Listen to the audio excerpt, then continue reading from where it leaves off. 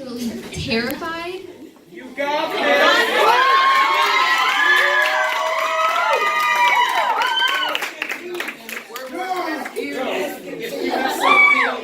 I love you! I love you all. By the way, just before I begin, I really enjoyed prayer around the cross. Oh, yeah, the cross. And if I didn't hug you, feel free to hug me afterwards. And I guarantee you, it will be the best hug ever. Oh, yeah, no, we should all do it at one time. That's because you learned from the best. No.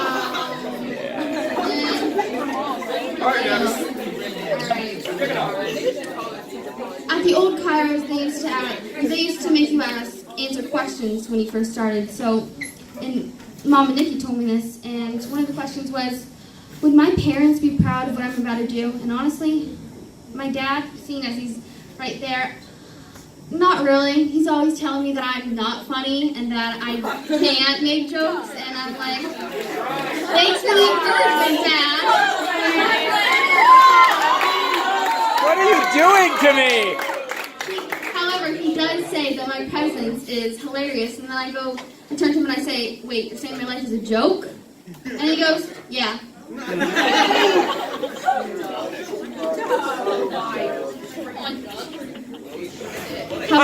Hey, that's not fair. I'm not that nice. When I was 6, I kind of grew up around these events, and my dad would always take me to them, but for whatever it was, don't really know. But when I was 6, I told my dad that I performed his infamous joke that he told every year at Kairos, so I'm gonna start it off right. All right. One day, there was 2 blueberry muffins baking in the oven. The first muffin turns to the other and goes, "Are we done yet?" The second one goes, "Oh my gosh, a talking muffin!" That's the best joke ever. Yeah, it's pretty good. But as I was saying, a lot since my dad is pretty popular, you know, I'm sure you guys all agree.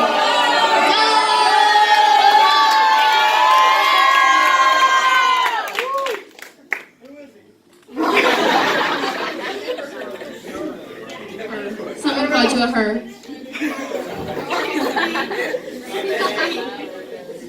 But anyways, when I was younger, people would always come up to me and be like, "Hi, Abbey, how have you been?" I'm like, "Hi, stranger, do I know you?" I did not know 90% of the people that would greet me when I was growing up. It was a little sketchy, but. And then a few people would come up to me and make jokes. And joke about pigs with me. And the reason is because my dad has a favorite story he loves to tell about me. When I was around 3, I was eating bacon one day. So I turned to my dad and said, what is bacon made from? And then he doesn't care, and then he deadpanned this. He said, pig, without any concern if I wanted to become a vegan or a vegetarian. I take a few moments to consider it and I go, yeah, pig is delicious. I still love pig to this day. No offense to anyone. But anyways, I asked my dad about this, and he didn't want me to tell this, but probably because it makes him look bad and a little, obtuse. But gonna go on and say it anyway. Sorry, Dad, I love you. But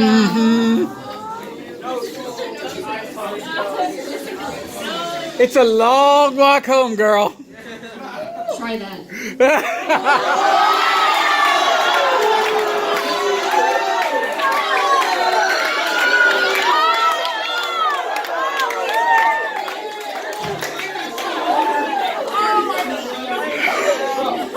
So we were at GameStop one day, and my dad called my brother and I over, and he said, "All right, it's time to go." So we left, and then I looked at the bag he was carrying, and I saw the contents. It was a pink and black DSi, and remember, this was a few weeks before Christmas, so I was like, all right, black one is for Ethan, pink one is for me, and I hate pink because gender stereotypes, am I right? I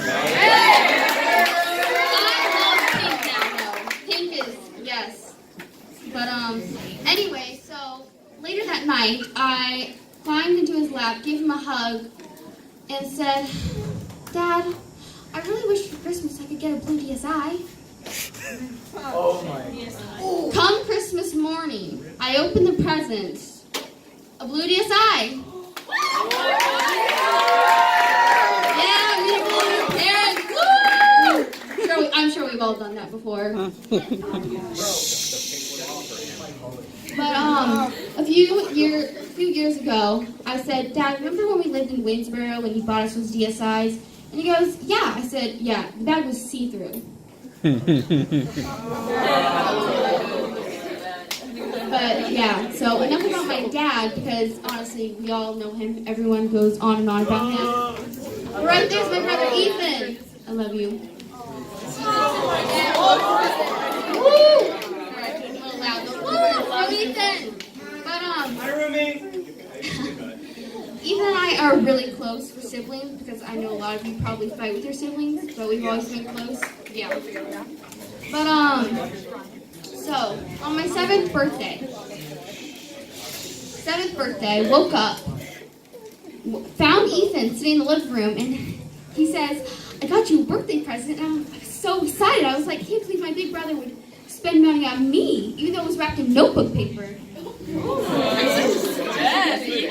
So, I opened the present. You know, I was really happy. My eyes were widened, and my smile, big grin. And then, yeah, I opened it. My eyes fell, my smile faltered, because inside was a Princess Ariel purse, something I had already owned. I turned to Ethan and said, pretty sure you got this from my closet. He goes, yeah. Now, every year I wrap a gift, I take something from his room, wrap it in notebook paper, and give it to him.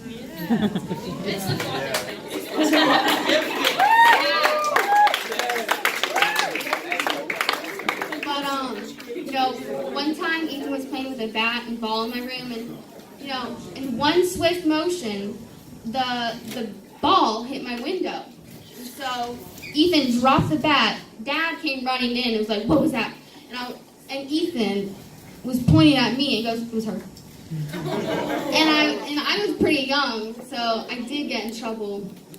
But, you know, my adorable face got me out of it a little bit. But if you think that's bad what my brother did, when I was 2, he handed me a pair of scissors and said, you should cut your hair. Yeah, so I do not look good with a pixie cut. I can say that for sure. But, you know, Ethan and I have gotten in trouble together plenty of times, too. Like, you're probably recounting them all in your head right now. You are too, Ethan. But, so when we lived in Richmond, Ethan and I were doing the dishes together, and you weren't home. Dad wasn't home. Oh, oh, he remembers it. So, we didn't have any dishwasher soap. So I turned to Ethan and I said, what should we use? He was like, we got dish soap. And I was like, all right, put that sucker in. He did. So we started running the dishes. We both left. I went to my room. Ethan comes flying and he's like, Abby, there are bubbles everywhere. So I was like, I don't believe you. You're joking with me, right? And he's like, no. He was dead serious. So I was like, all right, well, you know what? I'm gonna go check. So I did, and so I went out. It was about 3 inches high. It was ridiculous. It was a small kitchen too. Let me tell you all that.